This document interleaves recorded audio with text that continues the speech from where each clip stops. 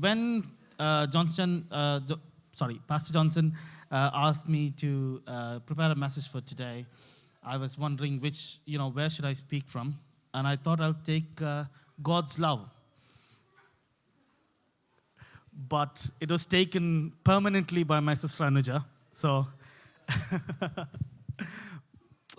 so I sat and prayed in God's presence, and God had put a thought in my heart. And my message is going to be from Luke chapter 8, verses 26 to 39. But don't take that passage yet, right? I'm going to go into that a bit later. My message, if I'm going to put a title to it, is going to be called the same what L'Oreal put for their advertisement. You're worth it. Right? That's my title of the message. What is it? It is? One more time. You're worth it. Now, I'm going to come to Luke chapter 8 from another passage called in Luke itself, Luke chapter 15. All of you know this passage, Luke chapter 15. The entire chapter is well known to all of us because it has three very famous parables Jesus told. One is the parable of the lost sheep. Next is the lost coin. And the third is the lost son. All of us know exactly what happened there. I think even the children know exactly what's happened in all these three parables. It's very famous, right?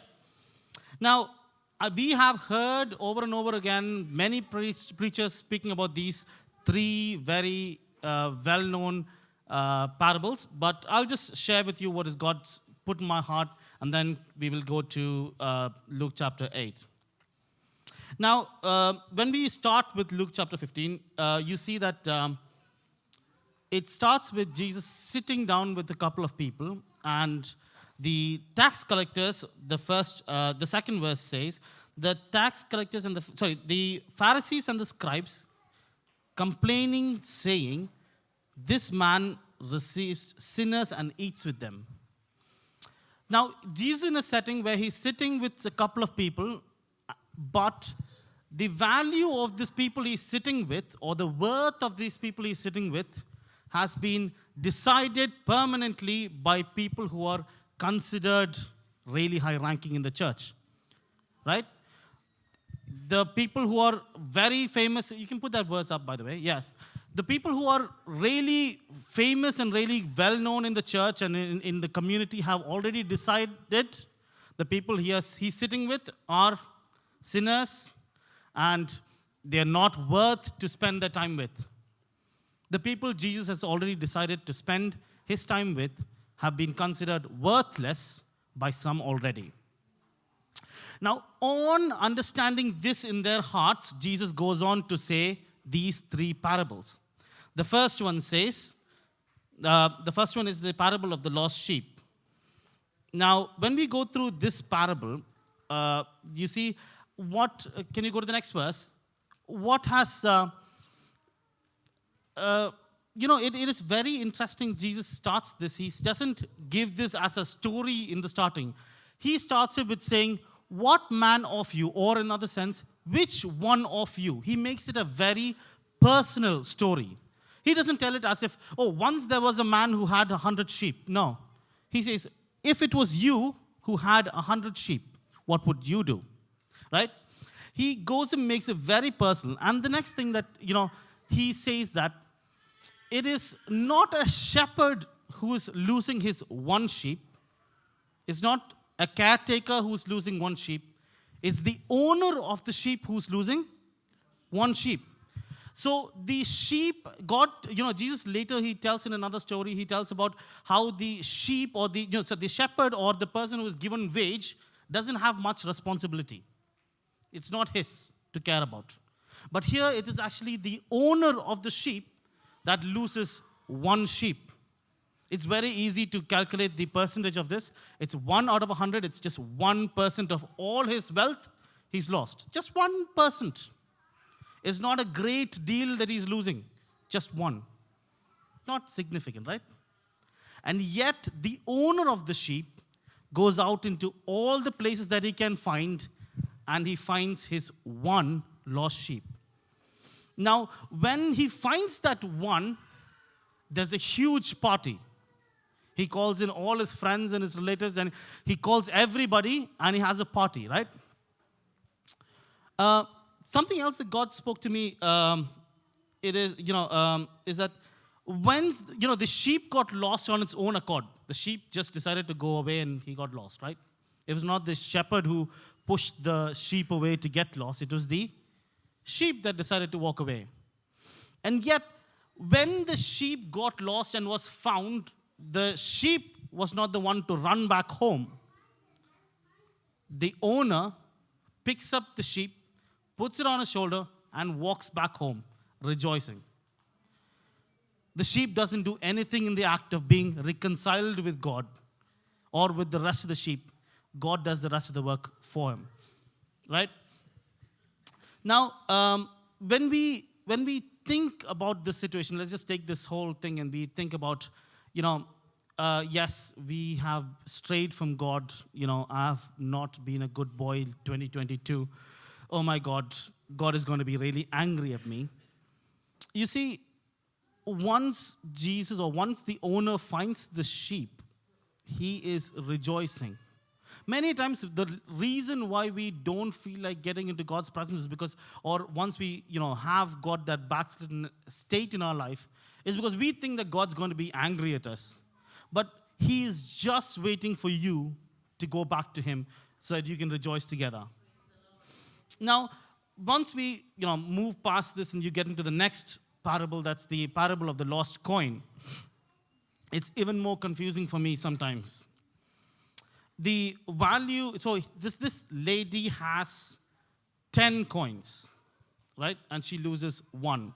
The value of and it's silver coins. It's not just any coins, silver coins. And the value of the coins is now moved from 1% to 10% of her entire wealth has lost. She's lost 10%.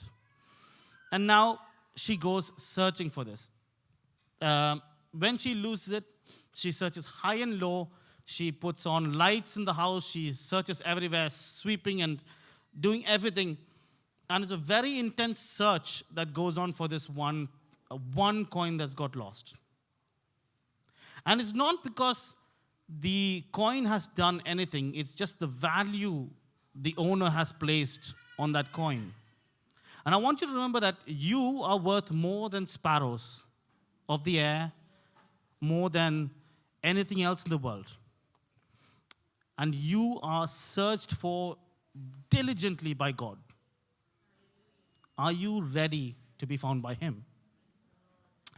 And what really, when you go down to the next part, she finds this coin, right? She finds this coin, and then she has a big party again. I'm sure that the worth of this coin is not greater than the party that she had.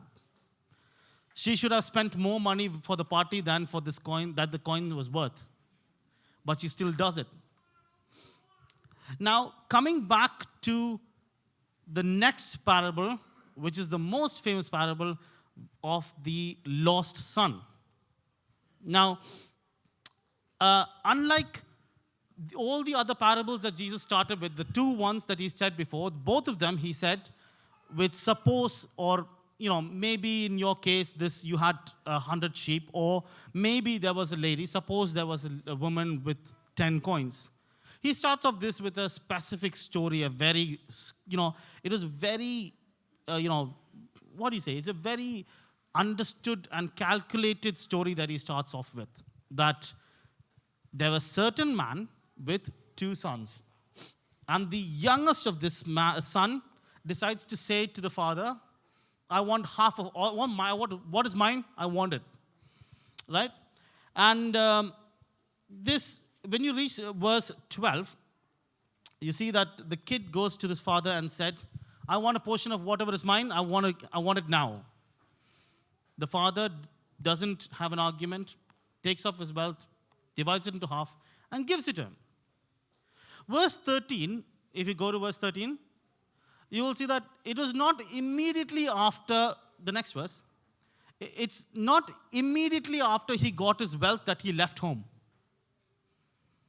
It was not. See, it says, and not after many days after the son he got. So he took his part of the wealth and he still stayed with his father. So sometimes, you might come to church and you might see the person right next to you who's, praising and worshiping and hands up in the air, but not necessarily they're there in God's presence. The backsliding has already happened some time back. They're just yet to, sometimes when we see people who leave the church, we're like, oh my goodness, they left the church, or they left the congregation, they left faith. No, it's not just one random moment. It happened quite some time back, but the effect happened a couple of days later because nobody else was taking care of or watching that. A few days later, the son decides to make his journey far and go off.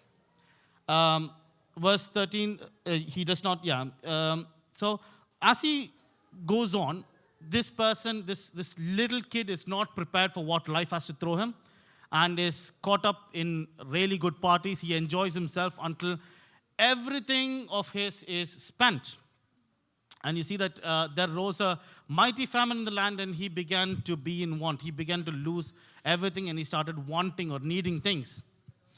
When you go to the next verse again, you will see that he went and joined himself or gave himself or sold himself to a citizen of the land where he was living, where he was. And just the one before. So he gave himself or sold himself to the citizen, and the citizen of the land probably knows him because he was very famous when he was running around with all the famous people and enjoying himself. And yet the citizen of the land sent him to work with the swine. This kid was somebody before. He was a wealthy person before. He was the son of a really good man before. But the value or the worth that the citizen of the land gave him was, he is as good as somebody who has to live with my pigs. That's the worth that somebody has given to this person who has lost everything. And sometimes, when you probably in life, you're at the point where you don't know where you are, and yet you're at the point where everybody around you has given you a value you don't think you're worth, or you're not worth it. They have looked at you, they have considered you as good as to live with swines. And at that point, this kid decides to run and turn around and come back home, right? From the place where he sees that his servants in his father's house are treated much better or given much better worth than he is in the wrong place that he is in. He is not supposed to live in another country sold to another citizen. He's not supposed to be there. But when you are misplaced from God's plan, your worth is what people give you. And trust me, it's not good. When you come back into God's plan, even the worst people in God's plan are treated much better than what the world treats you. And you see that he comes back to his father's house.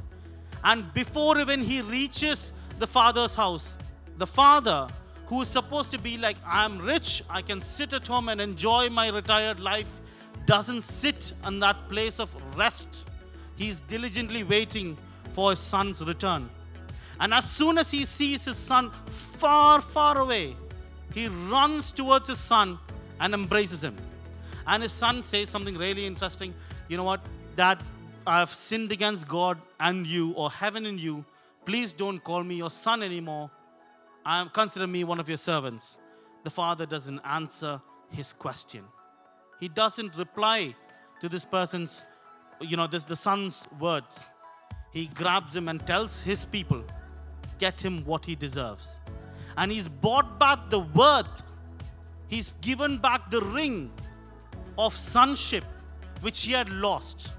And it's not because this kid has done anything great. It's because who the father is. And when you leave God's presence and you're lost, don't worry about it. When you come back into his presence, he will restore you into the place that you are. Now, all of this drives me back to Luke chapter 5. And when we come to Luke chapter 5, verses 26 to 39, you will find there is a demon-possessed man who is tied up by chains and left alone in some place they don't want. Society doesn't want him. Trust me, we would do the same to him. He was demon-possessed. He was uncontrollable. You could not put him in a house. But you see, when you read that passage, you see Jesus is traveling over the waters, calming storms, moving hurdles after hurdles to reach this one person because he considers this man worth it. Society will not consider this man worth it. We as a church will never find a demon-possessed man worth it. But Jesus did. And when Jesus came to this man's life, it was a mess before, but God redeemed him from who he was. And when you see that passage, 1,000 pigs were given off just to make this man healed. But even 1,000 pigs was not great a price for this man's soul. Jesus saved him. And when he got saved, he was so filled with gratitude. He was asking Jesus, where can I come behind you? And what does Jesus tell him? Jesus says to him, return to your own house and tell the great things that God has done for you. And today my message to you is, you are worth it. God has called you and chosen you and redeemed you and made you his son and his daughter. He has paid a price for you. And what is your job now?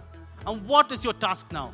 You don't have to do anything great. You don't have to leave everything that you have and follow Jesus in his boat and leave the place where you are. No. Go back home and tell everybody, not something great, but what God has done for you. Today, let's take a decision in our heart. Yes, I am worth it because somebody paid a price. And what was that price? Let's go out and tell the world that God loves us and he has done amazing things for us, and that he still loves us and is loving everybody around us. May God bless us with these words.